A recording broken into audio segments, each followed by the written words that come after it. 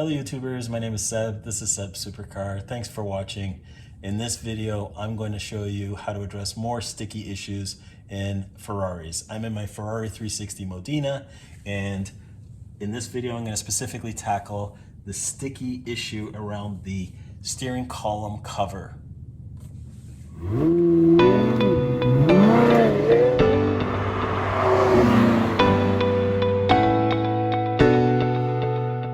I'm in my Ferrari 360 Modena, and in this video I'm going to specifically tackle the sticky issue around the steering column cover. Now we're going to remove the steering column cover. It's made up of two pieces. There's 5 screws underneath, 2 in the front, and then there's 2 access holes in the rear lower dash, plus 1 more screw in the back. Then use a flathead screwdriver on each side.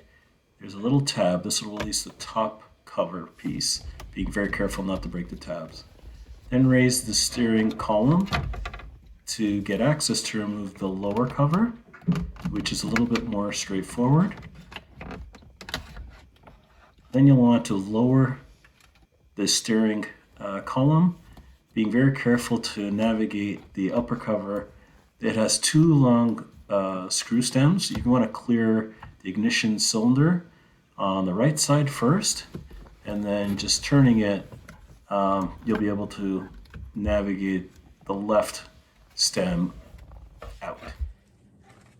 So our steering wheel covers are full of sticky goo, and the easiest way to get it off that we found is using isopropyl alcohol. It's a long, gross process. I recommend wearing gloves.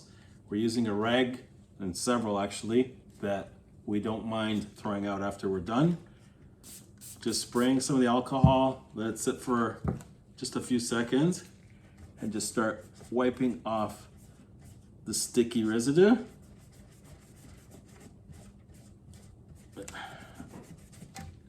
This might take an hour just to clean these 2 parts. Well, that was a lot of work. It took us about an hour and a half, but it was definitely worth it. Feels like factory again. So we're going to put these back in the car now. Now we're going to put the steering column covers back on, starting with the top piece, being very careful with the 2 stems to clear the ignition cylinder, and then the lower piece, and snapping them together. Now we're just screwing the 2 steering wheel covers back together with the 5 screws. Well, I'm quite happy with the way that turned out. Feels factory, beautiful. It's matching the rest of the parts that I've cleaned up. This is turning out to be a really terrific and rewarding project.